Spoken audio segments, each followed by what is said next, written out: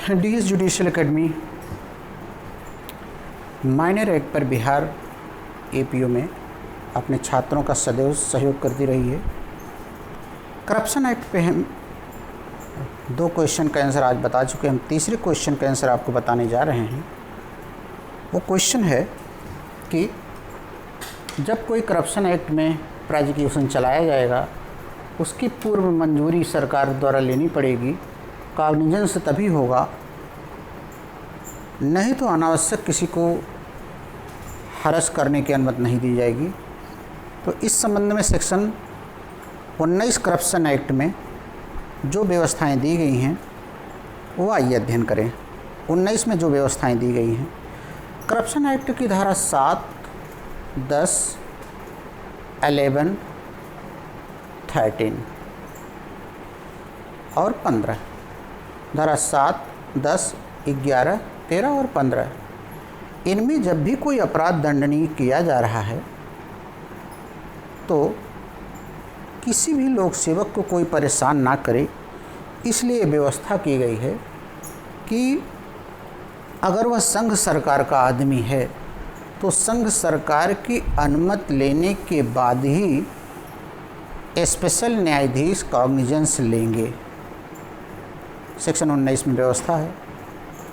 और वह राज्य सरकार का अगर आदमी है या राज्य के मामलों में अपराध किया गया है, ऐसा व्यक्ति राज्य के मामलों में अपराध के समय नियोजित था, राज्य के जो व्यक्ति नियोजित है राज्य के पास नियोजित था और राज्य सरकार की मंजूरी से ही उसे हटाया जा सकता है, तो राज्य सरकार की मंजूरी से ही अभियोजन चलेगा।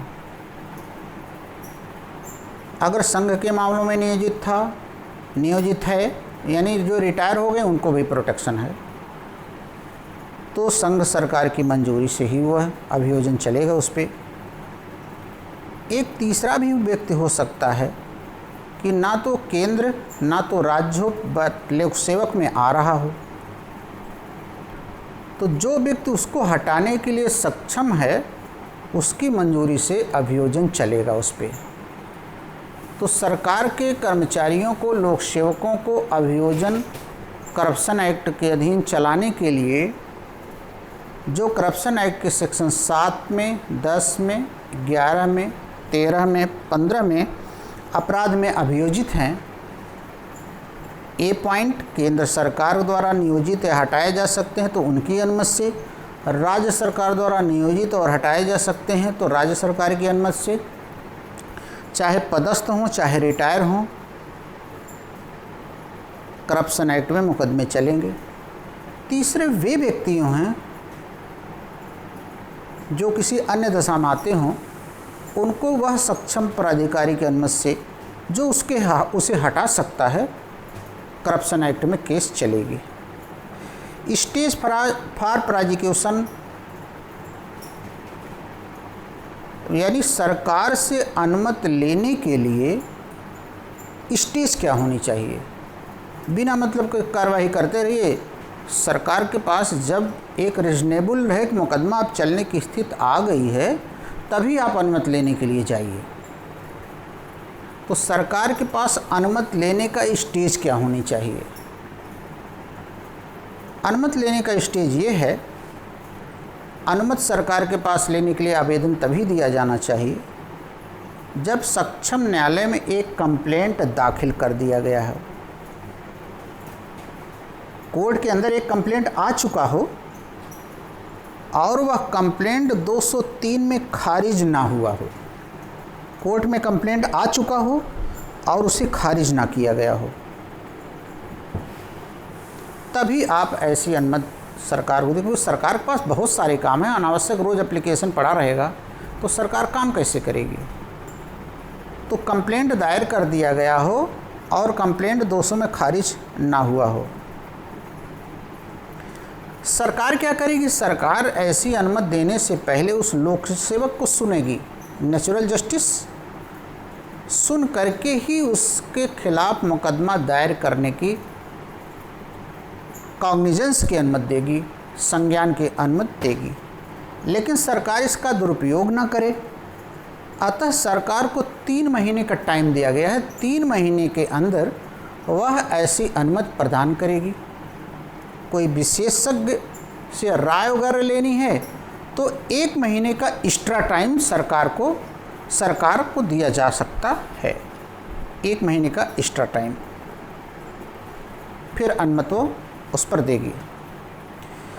क्वेश्चन ये आता है कि कहीं सरकार द्वारा अनुमति ना मिलने पर कार्रवाइयाँ कहीं शुरू हो गई हों, पूर्व मंजूरी ना मिलने पर मामले का प्रभाव क्या पड़ेगा। तो इसके लिए व्यवस्था करप्शन एक्ट में दी गई है कि वास्तव में अगर कोर्ट के समक्ष न्याय उसके साथ हो गया है, हैरेस नहीं किया गया है, तो अभियोजन के मंजूरी का कोई प्रभाव नहीं डालता। अनुमति नहीं दी गई, कोई फ़र्क पड़ने वाला नहीं है। सेक्शन 19 के 3रे क्लाज में ये व्यवस्था दी गई है कि अगर मंजूरी नहीं मिली है कॉग्निजेंस की, फिर भी वो सुन लिया गया है, क्या प्रभाव पड़ेगा। 19(3) में कहा गया है अगर उसके साथ अन्याय नहीं है, उसके साथ कोई अन्याय नहीं हुआ है तो ओके कर दिया जाएगा, कोई प्रभाव उस पर पड़ने वाला नहीं है। अब इस पर कुछ केस ला आइए देखा जाए। केस ला DL रंगोठा बनाम मध्य प्रदेश 2015। आइए इस पर केस देखते हैं।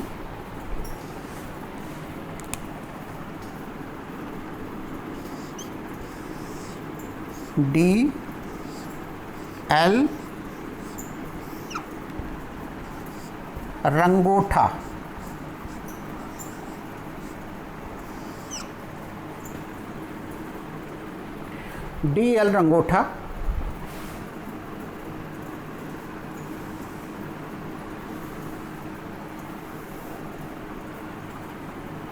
बनाम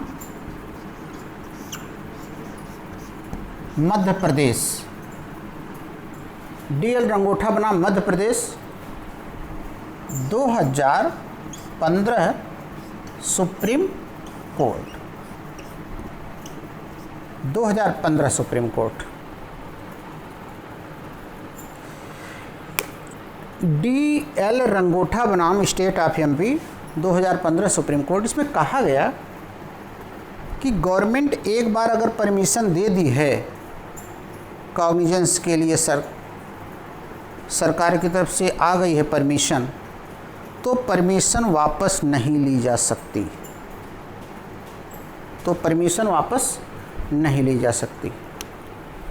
एक केस और आप देख लीजिए। डॉक्टर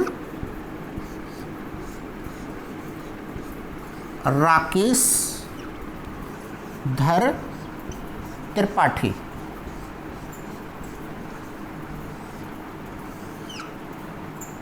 बनाम राकेश धर त्रिपाठी बनाम उत्तर प्रदेश राज्य। राकेश धर त्रिपाठी बनाम उत्तर प्रदेश राज्य 2016 इलाहाबाद। इस केस की विशेषता यह है कि कभी कभी सरकार अनुमति देना नहीं चाहती है, अपने पार्टी और राजनीतिक वजह से उसे बचाना चाहती है। तो इस केस में इलाहाबाद हाई कोर्ट ने कहा अगर सरकार अनुमति नहीं देती है और रिकॉर्ड पर पर्याप्त सामग्री है तो फिर सरकार को अनुमति देने के लिए बाध्य किया जा सकता है। आज एक महत्वपूर्ण क्वेश्चन, तीसरा क्वेश्चन करप्शन एक्ट का आपने पढ़ा कि करप्शन एक्ट के अंदर कर्मचारियों को सेफ्टी के लिए क्या व्यवस्थाएं दी गई हैं। और धारा 19 में सरकार की बिना मंजूरी के कोई न्यायालय कॉग्निजेंस नहीं लेगा। ये 3 क्वेश्चन हम आपको आज दे रहे हैं। सभी छात्रों को बहुत बहुत धन्यवाद।